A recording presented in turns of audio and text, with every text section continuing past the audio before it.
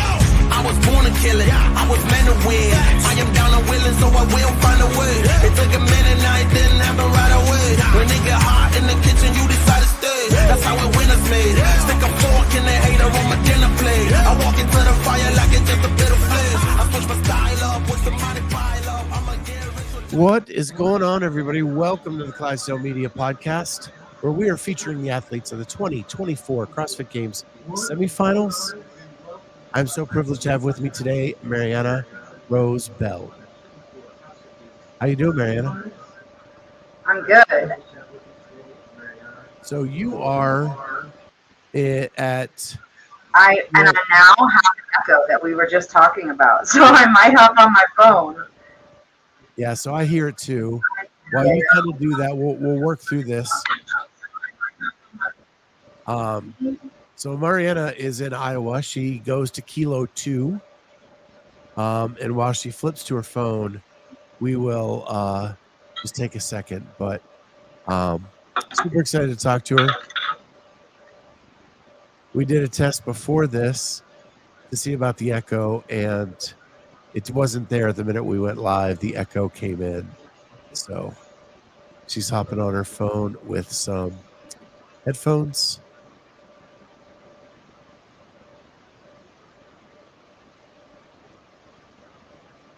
And when that comes in, we will switch her over to that. All right. So there we go. Now we got to get, so I can't hear you. You're muted. Here we go. Now we got to get, so I can't hear you. Okay. How are we now? You're muted. Good. So I can hear your computer. I just turned it off. Okay. Oh, but I have the live stream open. Yeah. There we go. Here we go. We can do it. I can do this. All right. Now we're rolling. Okay. Now we're rolling. So you said that was your work setup. What do you do to support yourself So while you're being an athlete? Yeah, I'm the technical director, production manager at the Hampshire Auditorium, which is like an 1,800 seat theater, plus we have a black box space, plus our whole lobby at the University of Iowa. So we do Broadway shows, we do dance, we do rock shows, comedians, jazz groups, all kinds of stuff. Are you into the entertainment world, or was this just by circumstance? This is like my, I guess, career path. I was a performer way back when, and got into the tech aspect of it, got into management aspect of it, and kind of just worked my way from actor, dancer, to stage manager, to company management, to venue management, to production management. And you were a dancer. How much has that helped in your CrossFit world? I want to say it has, but probably not so much. It's given me hypermobile hips and a decent amount of injuries. Okay. So I think I gathered like the body awareness and a lot of stability, like core stability, ankle, hip stability. But it just contributed, I think, more to my mindset piece, kind of like playing sports does. Okay. Did you play any sports growing up, or were you all about the dance? Yeah, no, I danced and I played soccer in college as well. Okay, wow. Yeah, so I was very, very busy. Did you go to Iowa or another college? No, I went to school in upstate New York, a small school called William Smith. Okay. Yeah. Yeah. There's a lot of CrossFitters from upstate New York.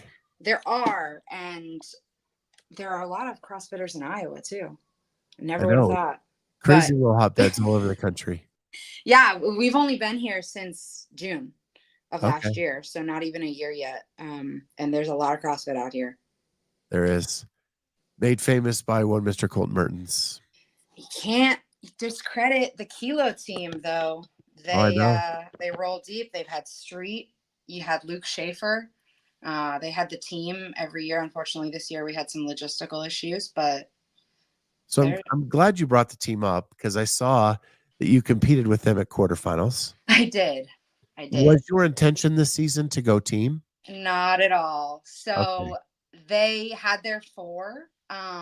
And Deidre Franzen, one of the strongest women in CrossFit, she got really sick. There was like a bug going around the gym that week, and she had the fever, the chills, the whole thing, and was basically like, can you do it? And of course, I mean, anything for the team.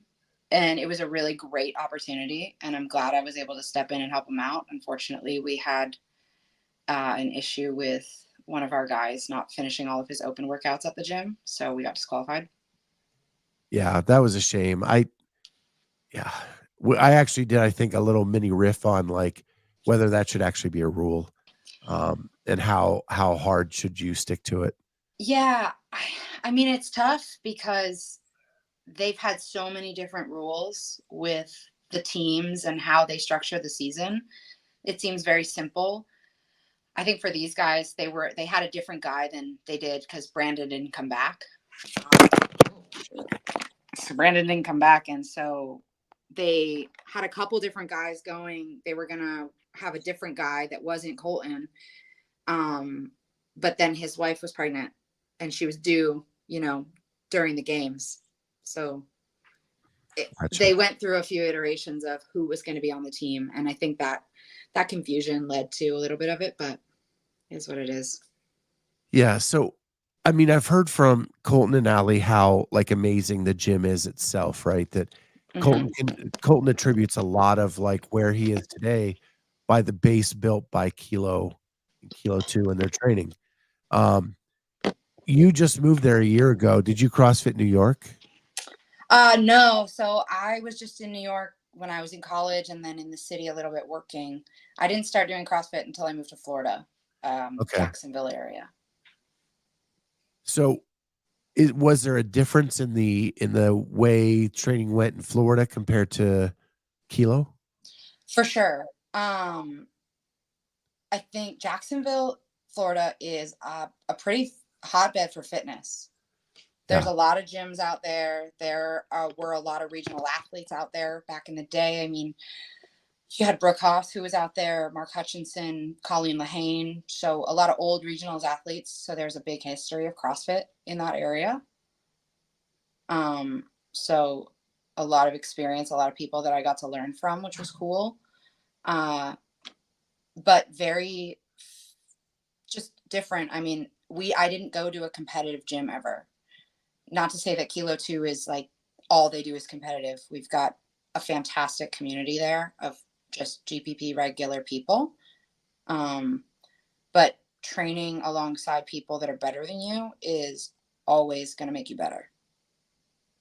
Did you go into the season with the goal of getting to semifinals? Yeah. I think this year included, the last 3 years, that was definitely the goal. But being in the East, as you know, is one slip up and you're done. So I think that it was tough. I mean, like, I had weaknesses that every year I thought I found them. I thought I did what I needed to do.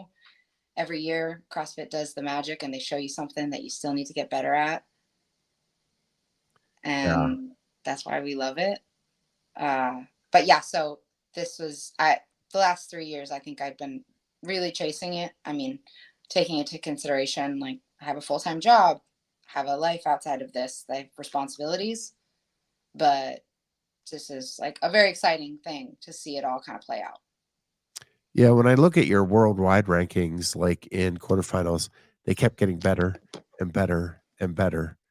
But then you're in that stacked East, and sometimes better isn't better enough. Yeah, everyone just keeps. They're so good. The women of the East are. They're so good, and they keep getting better. So that's like that's a hard challenge. It's a big mountain to climb, and it kept me pushing to get better. I knew that everyone around me was just improving. And then they let an Australian move into the East I know. Those to poor make it girls. even worse. Yeah. So you're in the West. Yes. So this year, and you finished quarterfinals in 42nd place. That is a very tenuous spot to be in Mm-hmm. because there's penalties, there's people going team, and you kind of have to wait for all that to flush out at Mm-hmm. 42. How nerve-wracking was that? I think it was and it wasn't. Like I got so the real stress was that I actually submitted my score wrong for workout 4. So I was one of the many who said I did 28 reps instead of 58. So that was the first issue, was that my score was wrong, and is CrossFit going to fix it? So that was the first panic. I wasn't really concerned about anything else. I was just like, well, I want it to reflect the work I did, not a mistake I made. So they got that fixed, which was great. And then I got my workouts reviewed. I had penalties assessed and everything. And then it's kind of just waiting. I mean, we had an idea that, Andrea Nisler was going to go masters. Rachel Green, who is also from the Iowa area, and some people at the gym know her, she was going to do masters. So we were like, okay, well, maybe. Do we train? Do we not? What do we do? And so, yeah, you just like wait. I think there was a lot of peace. Like I did what I could with what I had this year. And it was going to be what it was. And if I got the opportunity to go, then this is the first time I get to experience that. And I'll be really excited, and I'll do my best no matter what I have to bring. It's funny you kind of talk about it. I heard of another athlete in the East who was in the same situation, went out and like thought her season was over. So you did the pizza, did the burgers, Mm-hmm. did the wine, did the whole bit, and then got the email that said, "Hey, you're in." And Right. then all of a sudden she had to get back into training. And the first couple of days back were rough because of what she had kind of celebrated with. Yeah. I think fortunately for me, my schedule's pretty routine in the sense that it's chaos. So I had a lot of things to distract me that following week. I was super busy with work. We had a lot of events here. I had a Broadway show, we had a bunch of graduations. So I didn't really have too much time to sit and dwell. I had to go do my job. So Did you that, yeah. did you hit the gym still that week like normal? No, I think I went in twice. I went in like Wednesday and did class, and it was partner workout, and I got whooped by my partner.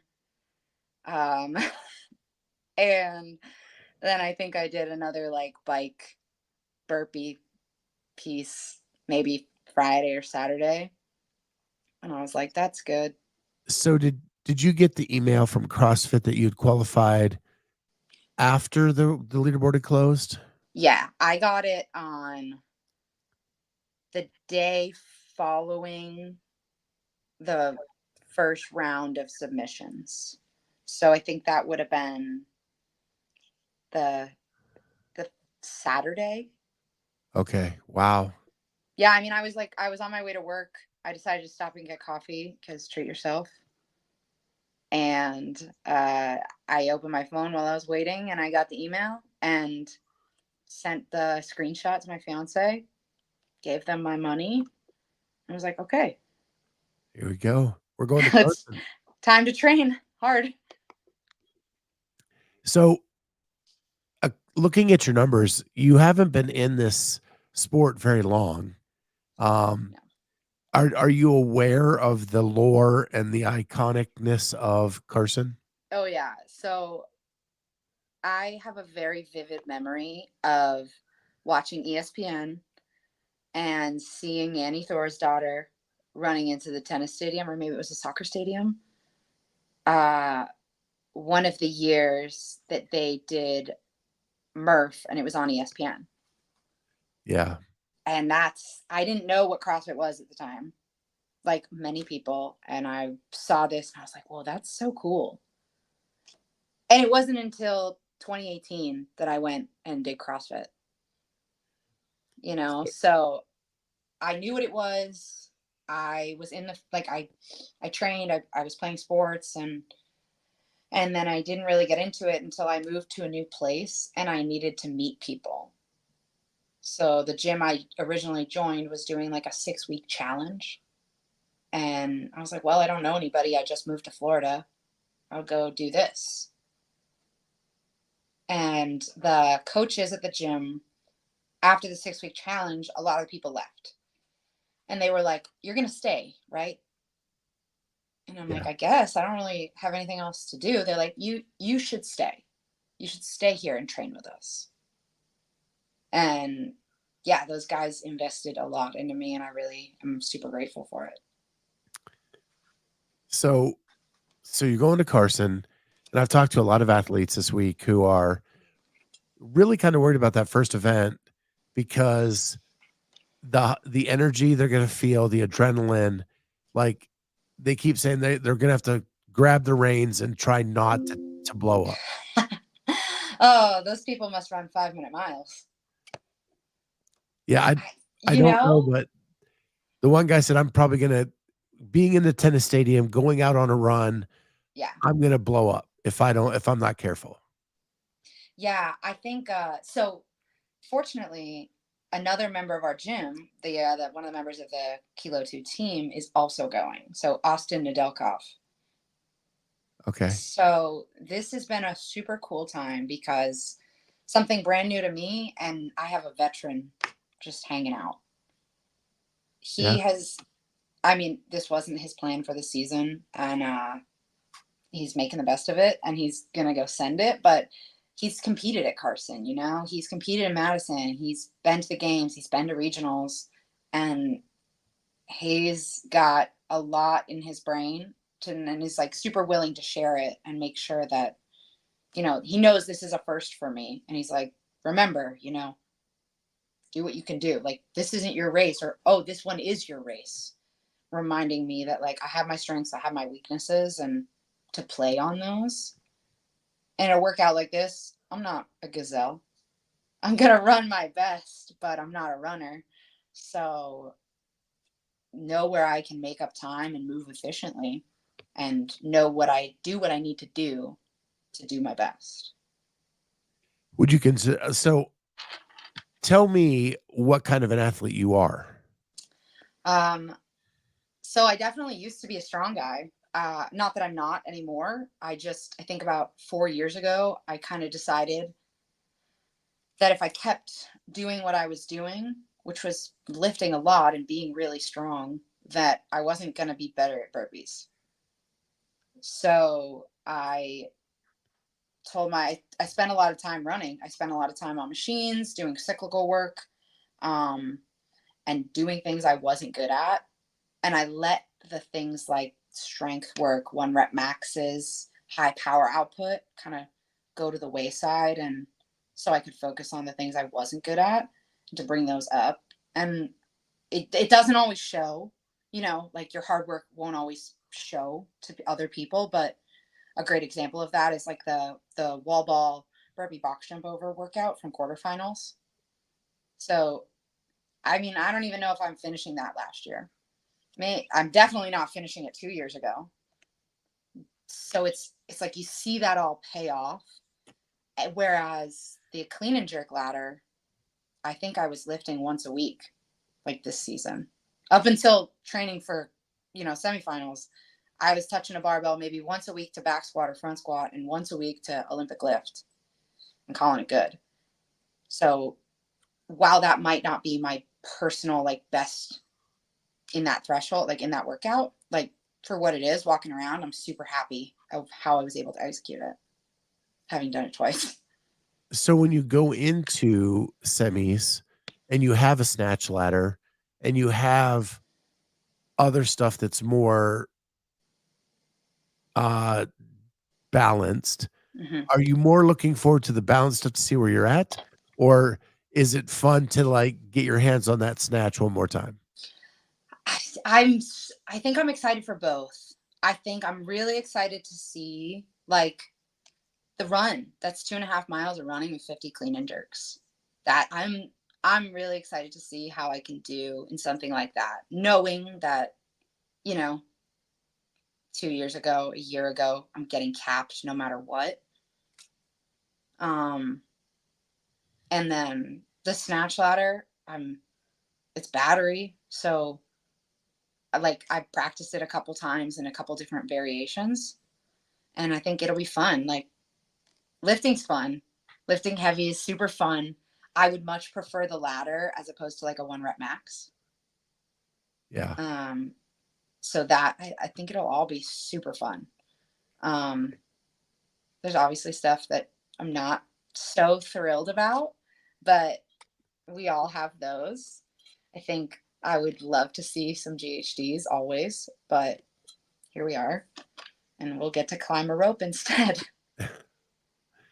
So you, even all the work and getting and not working on the barbell, it's still kind of your favorite. Yeah, I think my favorite. I do love like some grunt work, kettlebells, odd object stuff. I love to push a sled. Um, External loading, barbell. Barbell is just the most accessible, right? So Yeah. everyone can get on a barbell, which is why we love it. I love a good pull from the floor. Whatever we're doing, as long as we're pulling from the floor, I'm on board. So what is your realistic goal this season? I mean, I think so if we're being real, like honest, I've achieved my goal. Like, my goal this season was to qualify for semifinals, and I did it. So now, like, setting that marker ahead, I think we're looking at like just the best execution that I can have, doing the best I can do, and not getting injured. I think that's a big component of it. Like, I don't want to leave the weekend next weekend with something massive that I could have avoided. But I do want to do my best. I'm going to go out there. I'm going to go out swinging and give it what I have. But I want to be smart because I have a fairly physically demanding job, and I don't really want to jeopardize that. Yeah. But isn't it hard to go into an event? You don't want to think about injury, right? Right. Or it holds you back. Yeah. And Yeah. I think that's true. But as we get older, and I mean, I'm not a super spring chicken anymore. So you know your body, and even though you are competing and you're not worried about that, you're not reckless. And so you know if you're going to do something to jeopardize your well-being, and then you've made the choice to either pay attention to that or to disregard it. yeah, it's really a yin and yang. I'm like just trying to think about it. When I was younger, like I would throw my body into anything, Yeah. right? Like, and damn the consequences. I'm just going all out to whatever. Yeah. And then as you get older, like you become smarter with those things. Like, man, I could do this, or I'm gonna be hurting tomorrow. Yeah, I think so. I talk about this with my fiance a lot because I never climbed a tree until I was an adult. Okay. Because when I was dancing and I was playing sports, I was playing soccer when I was younger, and we were specifically told, no outside dangerous activities. If they get hurt outside of this sport or outside of this thing, that's a problem. So when I was younger, it was very safe play, for better or worse. I didn't do a lot of reckless stuff. So that's like a behavior that's been ingrained in me almost. Yeah, I get that because I was a swimmer growing up, and Yeah. my coach was like, no skiing in the wintertime, no riding mini bikes, no, you know, but I was a kid who just loved adventure, and Yeah. I never went skiing. I never did that. And I didn't really ride mini bikes or anything, but I had fun, and I jumped off stuff, I climbed things, I did what a kid could do, and um I'm glad I did. I'm glad I had that. But I know that there's those moments when you're in an event and you're in a competition and like you have to make the choice. Do I go that one more gear knowing it's going to hurt, or do I back it off? Yeah. I think these are, for me, they're very specific instances. Like, Yeah. I've had a reoccurring shoulder thing, like most people have. And it's specifically triggered by a very few movements. One of them happens to be legless rope climbs. So I know that when I've hit my threshold, I have to be conscious of what that looks like, right? Especially because it's early on in the weekend. And that's just taking them. I mean, I'm a realist, right? I'm here to do my best and put my best effort forward, but that's not my workout to win. And I know that. So Yeah. that's my workout where I've got to go out there and I've got to execute for me, and I've got to do the best that I can do. And then that's what it is. I mean, I can't wait to watch some of these girls like Alex Kazan on that workout. She's coming out hot and she's going to absolutely smash it. And that's amazing. But I'm not going to try to replicate what she's doing. Yeah. Yeah, she's the best in the world at legless. So like that's someone you would definitely want the blinders on unless you're done and on the sidelines. I'm done. I'm on the sidelines. I want to cheer for her. I want her to absolutely set a record on that workout. You know? Jeffrey Birchfield asks, so is CrossFit your job or do you do something else? Right on the top, right off the top, we talked about that she is a theater production manager. Is that correct? Yeah, I'm the production manager, technical director, so I wear many hats. We've got a full-time team, but theaters, we work with a local union of stagehands. We've also got students that work here, and we've got a couple full-time staff, but there's a lot that goes on between like the rigging, hanging lights, pulling points, pushing a lot of carts. So a lot of what I do in training, I actually do a lot at work, just in a different capacity. Taylor Blanco had your back. Yeah, that's my guy. So with what you're doing, like, is this a learning year for you? And then you have a bigger goal next year? Or will you always want to compete in this sport? Because you have that option with age group and masters and all of that. Where are you headed with this after this year? I don't really know. I think this was a big year for me in terms of life, right? I moved across the country. I started a new job, started training in a new gym. And then I was in a new conference, right? I moved from the East to the West.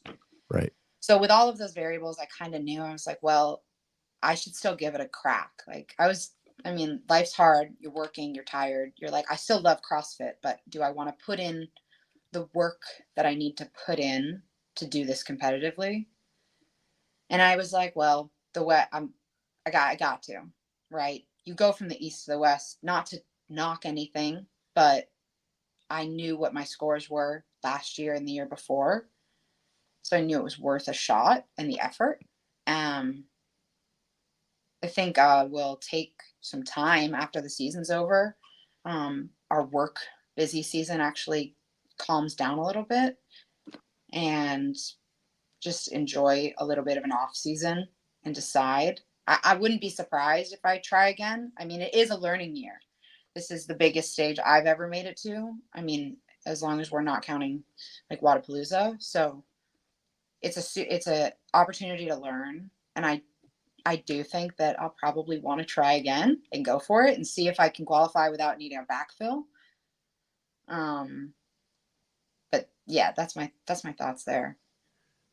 Yeah, Wadapalooza may be bigger in area, and it may be bigger with fans, but I don't think there is a bigger stage than where you're going to be. Right. The iconic tennis stadium, what it means at this point in the season, that's a pretty big deal, and you should be celebrated for making it to that level. Yeah. So, like we said, big learning. Definitely have accomplished the goal I set out to. So, I mean, we're all competitors. I probably won't be able to say no. Yeah. Yeah. Jeffrey Birchfield said, okay, cool. I used to do community theater as an actor. Nice. And he also used to do some help with set building. That's the real magic behind it. Yeah. Well, it has been such a treat getting to know you today. We want to wish you luck in Carson. Everybody in the chat, thank you for being here. You guys have been awesome, making this a blast. Make sure you check out Mariana in 2 weeks, going head to head with the best in the world in Carson, California, at the Northwest Semifinals. Awesome. Thank you so much for being here, and everybody in the chat. We'll see you next time on the Clydesdale Media Podcast. Bye, guys. Thank you. Bye.